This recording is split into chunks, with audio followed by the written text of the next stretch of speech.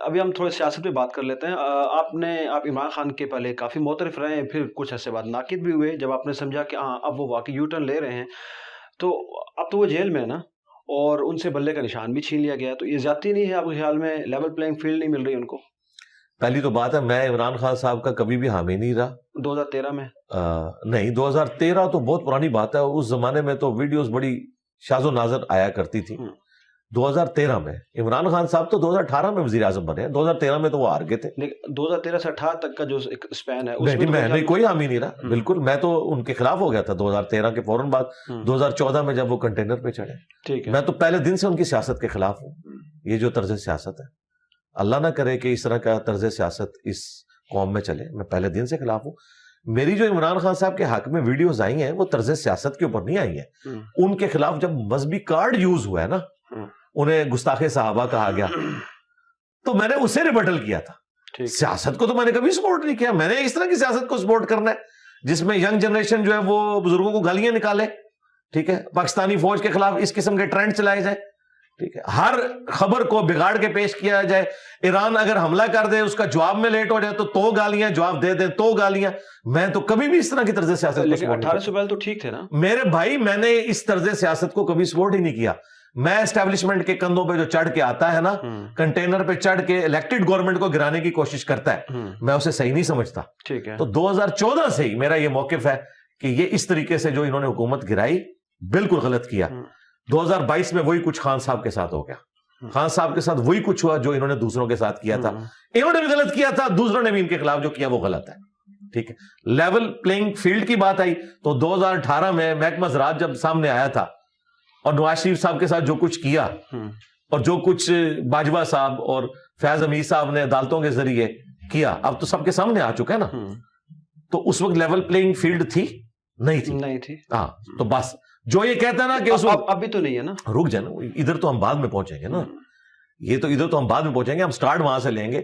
تو یہ مجھے بتائیں, یہ 5 سال یہ 3.5 سال جو ہمیں کہانی کراتے رہے کہ ہم الیکشن جیت کے ہیں, اس کا مطلب یہ سب جھوٹ بولتے رہے, پی ٹی اے والے جھوٹ بولتے رہے نا. اس کے اوپر پہلے قوم سے معافی مانگے, اپنے سارے گناہوں کی معافی مانگے. یہ کہیں کہ ہمیں انسٹال کیا گیا تھا, وہ سارے گناہ جب معاف کر کے پھر 2024 میں پہنچیں گے نا. یہ تو نہیں ہو سکتا کہ آپ ساری کی ساری باتوں کے اوپر کہیں کہ جی اس کو چھوڑیں آج کی بات کریں. میں ادھر پہنچوں گا, لیکن پہلے آپ کو گھر تک پہنچاؤں گا, آپ کو وہ ساری باتیں یاد کرواؤں گا کہ جو آپ کہا کرتے تھے میں اس کا اے سی اتروا لوں گا. آپ تو ورزش کر رہے ہیں. مریم نواز کی تو قید اس سے بہت زیادہ سخت تھی, رانا ثناء اللہ کی قید تو اس سے بہت زیادہ سخت تھی. آپ کو تو سب کچھ دیا ہوا ہے. آپ کو تو روزانہ میں پتا چلتا ہے کہ آج جو ہے وہ دیسی مرغی ملی, دیسی گھی کے اندر ہفتے میں یہ مینیو آ رہا ہے. اگرچہ پیمنٹ آپ اس کی کر رہے ہیں لیکن وہ سب کچھ مل رہا ہے. آپ کو تو بڑی اچھی والی جیل ملی ہوئی ہے. مینیو ہے نا, جیل کا مینیو نا. جی, جیل کا مینیو اس وقت کدھر تھا کہ جب میں اس کا اے سی اترواؤں گا. ٹھیک ہے, تو ابھی بغیر اے سی کے وقت گزارے ہیں, ابھی تو گرمیاں آنی ہے خان صاحب کی.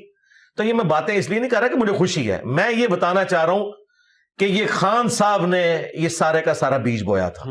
آج جو وہ کاٹ رہے ہیں نا, یہ وہی کچھ ہے جو انہوں نے دوسروں کے ساتھ کیا تھا, انہیں نہیں کرنا چاہیے تھا.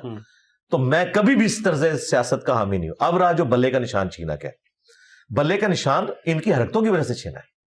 مجھے اس فیصلے میں سکم بتائیں. آپ پتہ مجھے کیا کہہ رہے ہیں کہ اس بندے نے 160 پہ گاڑی چلائی تھی موٹر وے کے اوپر, اگرچہ 120 سپیڈ تھی, لیکن اس کی ماں مری ہوئی تھی. علی بھائی اس پہ طرز کھائیں, اس بیچارے کی ماں مری ہوئی تھی, اس نے جنازے میں پہنچنا تھا. میں کہوں گا بالکل بہتر یہ ہے کہ اس نے جنازے میں پہنچنا تھا تو یہ اپنا جرمانہ ادا کرے اور جنازہ پڑھ لے جا کے. لیکن قانوناً وہ میں اس کی 160 والی سپیڈ کو معاف نہیں کر سکتا کیونکہ قانون ٹوٹا. ان کا جو یہ معاملہ ہے 2021 سے چل رہا ہے, جب خان صاحب موجود تھے گورنمنٹ میں. ان کو بار بار ٹائم دیا گیا کہ آپ الیکشن کروائیں, یہ الیکشن نہیں کرواتے تھے, اور اس طریقے سے معاملات بگڑتے چلے گئے. ان کے وکیلوں نے جس طریقے سے یہ الیکشن کسی گاؤں کے اندر پشاور جا کے, بعد میں ان کو تھا کہ ہمارے جج بیٹھے ہوئے, ہم فیصلہ لیں گے, اس لیے پشاور ہائی کورٹ سے فیصلہ لیا. یہ ساری ڈرامہ بازی ہمیں نظر آ رہی ہے, اور سپریم کورٹ نے ایک سوال کیا, کوئی ایک ڈاکومنٹ نہیں یہ صحیح طریقے سے پروڈیوس کر سکے. سپریم کورٹ کا جو فیصلہ ہے قانوناً بالکل درست ہے, اگرچہ اس فیصلے کا ہمیں دکھ ہے. دکھ سپریم کورٹ کے اوپر نہیں ہے, دکھ ان کے اوپر ہے کہ ظالموں یہ حرکت نہ کرتے. جب تمہیں پتا تھا کہ تم کمزور گراؤنڈ کے اوپر کھڑے ہوئے ہو, تم نے اپنا کمزور پوائنٹ ان کے حوالے کیوں کیا کہ انہوں نے تمہیں بلے سے فارغ کر دیا. یہ اپنی حرکتوں کی وجہ سے فارغ ہوئے ہو.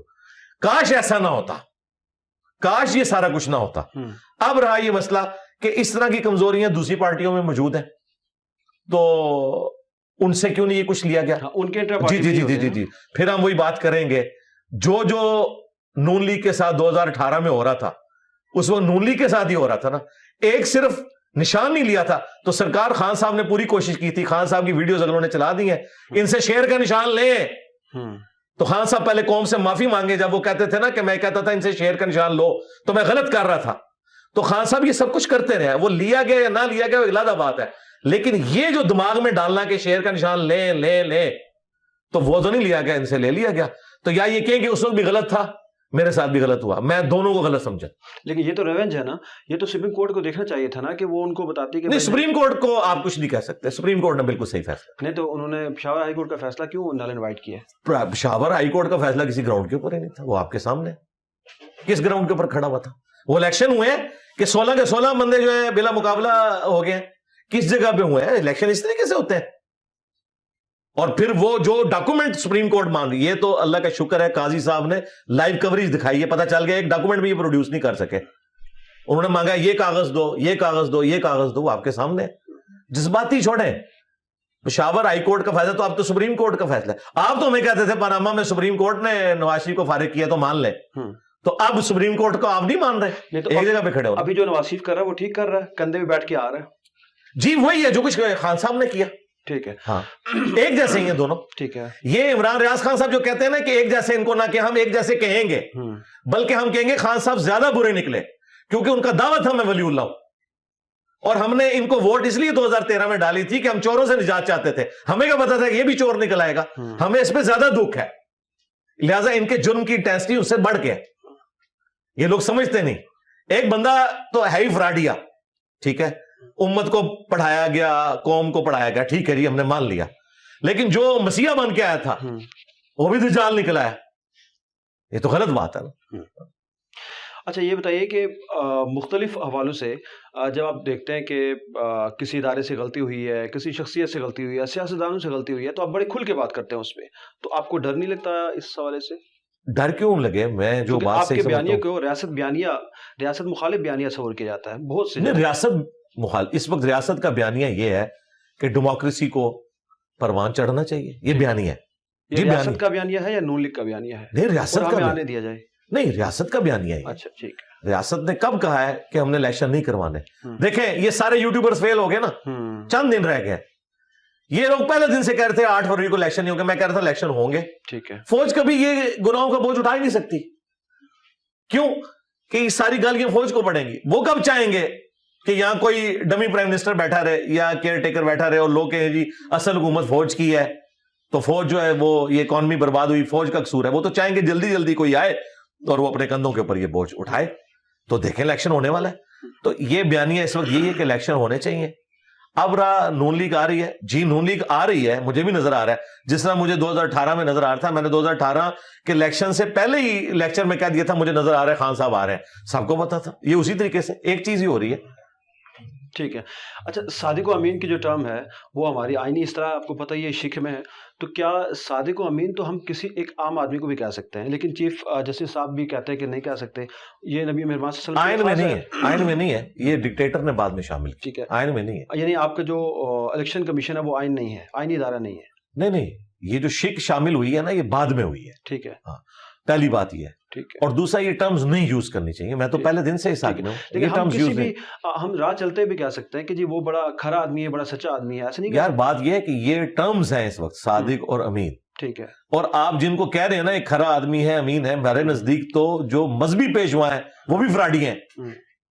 آپ سیاسی پیشوا کو کہہ رہے ہیں. آپ ذرا ایک بندے پہ انگلی رکھیں نا کہ کون صادق اور امین ہے.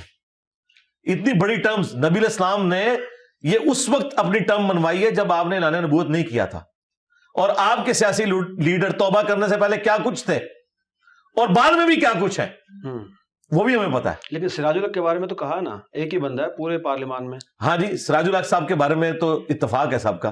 ہم نے ان کے یعنی ماضی سے انہیں آبزرو کیا ہے کہ انہیں حکومتیں بھی ملی, اس کے باوجود انہوں نے ایک سبسسٹنس لیول کے اوپر اپنی لائف گزاری ہے.